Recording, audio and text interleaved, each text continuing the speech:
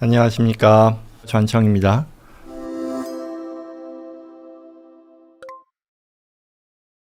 엄마에게 딸이 2명이 있는데 엄마와 첫째 딸이요 공동 명의로 30만 불의 집을 사서 엄마와 딸이 그 집에 같이 살 경우에 엄마가 돌아가시면 30만 불을 주고 산 그 집은요 법적으로 첫째 딸의 소유가 되는 건가요? 라는 질문이에요. 아니면 첫째 딸이 그 집에서 계속 살고 있음에도 법적으로 15만 불이 엄마의 유산으로 책정되어서 첫째 딸과 둘째 딸이 7만 5천 불씩 나누어야 되는지에 대한 질문이에요. 엄마하고 딸이 이 공동 명의로 30만 불짜리 집을 산 거예요. 그리고 엄마하고 첫째 딸이죠. 따님이 2명이 있는 거예요. 엄마가 딸이 둘이 있는데 첫째 딸과 엄마가 그 집을 같이 공동 명의로 사서 엄마가 첫째 딸과 같이 사는 거예요. 그리고 나서 엄마가 돌아가시면 30만 불 주고 산 집이 첫째 딸의 소유로 넘어가게 되는 건지, 아니면 그 자산이 첫째 딸과 둘째 딸이 같이 사는데 어차피 첫째 딸이 처음에 15만 불 어치를 넣었으니까 나머지 엄마가 돌아가시고 나서 남는 그 절반의 지분인 15만 불이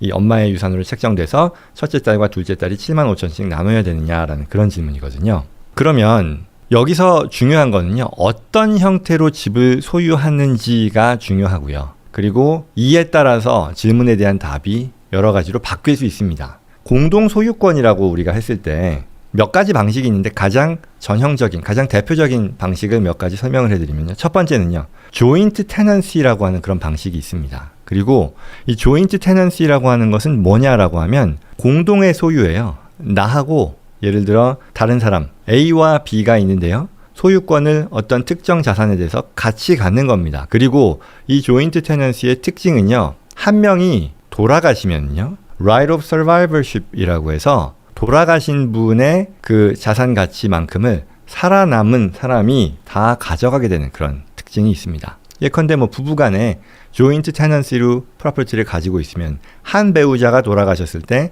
surviving spouse가 그걸 다 갖게 되는 그런 상황을 말하는 거죠. 그런데 우리가 알아야 되는 것이요, 조인트 테넌시를 만들기 위해서 우리가 알아야 되는 것은 몇 가지 조건이 있어요. 그래서 우리가 어떤 자산을 가지고 있는데, 내가 가지고 있는데 이걸 내가 저 친구한테 같이 공동 소유권을 줘서 이걸 조인트 테넌시로 만들어야지 라고 해서 그렇게 되는 게 아니고요. 특정한 조건을 만족해야 된다라고 하고요. 그게 TIP이라고 합니다. TTIP예요. 그래서 무슨 내용인가를 보면요, 타임이에요. 첫 번째 T는요, 타임. 동시에 취득해야 됩니다. 어떤 자산을요, 내가 취득할 때 나와 그 조인트 테넌시의 또 다른 오너가 되는 누군가가 같이 취득해야 된다는 거예요. 동시에 취득해야 되는 그런 룰이 있습니다. 그리고요, 두 번째 T는요, 타이틀인데요. 동일한 디드를 통해 취득해야 된다. 즉, 내가 그 자산을 취득할 때 디드라고 하면 우리가 등기죠. 나의 소유권을 보여주는 그런 서류인데 거기에 리코딩이 되기를, 거기에 적어지기를 나와 그 조인트 테넌시의 다른 공동 소유자가 같이 동일한 디드를 통해 타이틀을 취득해야 되는 그런 조건이 있다는 거죠. 그리고 이걸 통해서 얻게 되는 지분요, 그 양자 간에 또는 3인 이상일 수도 있습니다. 조인트 테넌시는요. 동등한 지분, 모두가 어떤 차별화된 지분이 아니라 동등한 수준의 지분을 가지고 있어야 된다라는 그런 조건이 있고요. 그리고 마지막으로 possession입니다. TTIP에서 P에 해당이 되는 건데요. 전체 자산에 대해서 같이 점유할 수 있는 그런 권한이 있어야 된다는 거예요. 예컨대 그 부동산에 나도 거기서 살 수 있고 이 다른 조인트 테넌트도 거기 살 수 있는 그런 권한이 부여되어야만, 이 네 가지 조건이 만족되어야만 조인트 테넌시를 우리는 크리에이트 할 수 있다라고 얘기해요. 이 얘기를 제가 하는 이유가, 사람들이 오해를 하는 것이 내가 가지고 있는 자산을 내 애한테 또는 내 배우자한테 이 디드를 이제 트랜스퍼 하는 거예요. 홍길동 개인이 갖고 있는 것을 이제 그랜트 하기를 뭐 나와 또는 뭐 내 배우자에게로 옮긴다라고 쓰는 경우도 있고요. 아니면 뭐 50%의 지분을 옮겨서 실제 이후의 프로퍼티에 대한 오너십은 나와 내 배우자 또는 나와 내 자녀의 조인트 테넌시로 만들겠다라고 하는 그런 디드가 있는데, 이거는 잘못된 표현이에요. 잘못되었다라는 것은 왜 잘못됐을까요? 앞서 말씀드린 것처럼 동시에 취득해야 되고요. 그리고 그 동시에 취득할 때 동일한 디드를 통해 취득해야 되는데 그게 아니잖아요. 내가 이미 가지고 있는 것을 누군가에게 주는 것은 명칭만 조인트 테넌시라고 한다고 해서 그게 조인트 테넌시가 되는 게 아니에요. 그래서 이 부분이 항상 자주 보게 되는 실수인데요. 그럴 수 없다라는 거고요. 자, 이제 돌아와서 그러면 조인트 테넌시 외에 다른 방식이 있죠. 뭐냐면 tenancy in common이라고 하는 겁니다. 이게 어떻게 보면 joint tenancy와 비슷하면서요. 차이점은 right of survivorship이 없는 거예요. joint tenancy는 right of survivorship이 있잖아요. 근데 이 tenancy in common은 right of survivorship이 없어요. 즉 어떤 자산에 대해서요. 내가 가지고 있는 그 지분 그리고 타인이 가지고 있는 지분 공동 소유라는 것은 동일하나 내가 가진 지분의 퍼센티지는 차등화될 수도 있고요.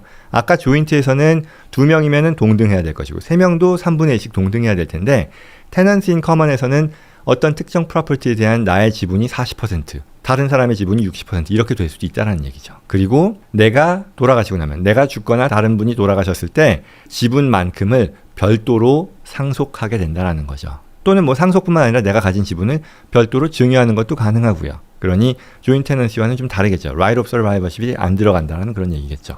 그래서 그런 부분들이 있고요. 그래서 그 다음에 이제 세 번째로요. tenancy by the entirety라고 하는 게 있는데 이거는 모든 주에 대해서 있는 건 아니고요. 대략 24개 주 현행법상 24개 주에서 인정하는 소유권 형태입니다. 캘리포니아는 포함되지 않고요. 그래서 이거는 tenancy for married couple이라고 보면 되는데요. 그러니까 조인 테넌시의 일반적인 규정에 적용이 되면서 또 이건 부부간에만 작동하는 그런 형태의 오너십이다 보니 뭐 예컨대 이런 게 있죠. 특별한 내용들이 추가되는 건데 한 배우자가요. 본인의 개인 활동을 통해서 다른 이해 당사자 경제활동에 있어서 크레디터가 생겼는데 그들에게 담보를 제공할 수 있느냐 없게 한다라는 것. 뭐 이런 식의 커플이기 때문에 적용받을 수 있는 별도의 어떤 프로퍼티 상의 이 재산법 상의 제약이라던가 추가 권한을 가능하게 해준다라는 거고요. 아주 일반적이진 않습니다. 그래서 조인트 테넌시와 테넌시 인 커먼이라는 것이 훨씬 더 일반적이라고 볼 수 있겠죠. 그리고 마지막으로요.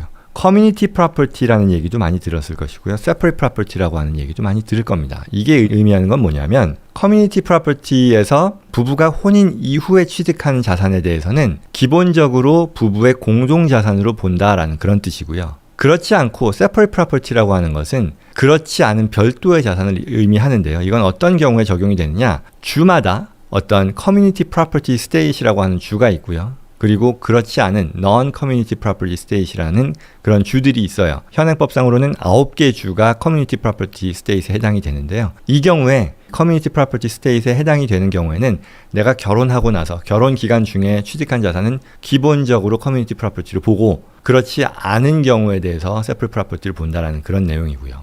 그리고 만약 community property state이 아닌 주에서는 그렇지 않고요. 따져본다라는 거죠. 혼인 기간에 취득한 자산이라 해도 누가 얼마만큼 더 기여했는지를 따져봐서 그 자산의 소유권의 정도 같은 것들을 별도로 따져본다라는 그런 내용입니다. 그래서 질문으로 다시 돌아오면 우리가 질문에 대한 답은요. 앞서 엄마와 큰딸이 이 부동산을 같이 취득했다라는 거죠. 공동 명의로 30만 불의 집을 샀다라는 거죠. 그리고 같이 그 집에서 소유하고 거주한다라는 거죠. 그러면 가능성은 두 가지인 거잖아요. 조인트 테넌시일 수도 있죠. 왜냐하면 아까 얘기했던 그 TTIP라고 하는 거에서 같은 어떤 시기에 엄마와 큰딸이 구입을 했고 그리고 집에서 같이 살았고요. 그리고 아마도 그 디드상의 오너십은 엄마와 딸이 같이 들어가겠죠. 그러면 조인트 테넌시의 조건을 만족하니 조인트 테넌시일 수도 있고 아니면 그 조건을 만족함에도 그들이 원했던 건 그냥 테넌시 인 커먼일 수도 있잖아요. 그거에 따라 결과가 달라진다라는 거죠. 엄마가 돌아가셨을 때 만약에 이 프로퍼티가 조인트 테넌시였다면 엄마는 돌아가신 후에 남는 그 엄마의 지분 50%는 공동 소유자인 첫째 딸에게 survivorship, 트랜스퍼가 되는 그런 결과가 될 것이고요. 만약에 이게 조인트 테넌시가 아닌 테넌시 인 커먼이었었다라고 하면 엄마의 지분은 별도로 상속이 되는 거죠. 따라서 상속에 따라 엄마가 유언을 남겼으면 유언장대로 될 것이고요.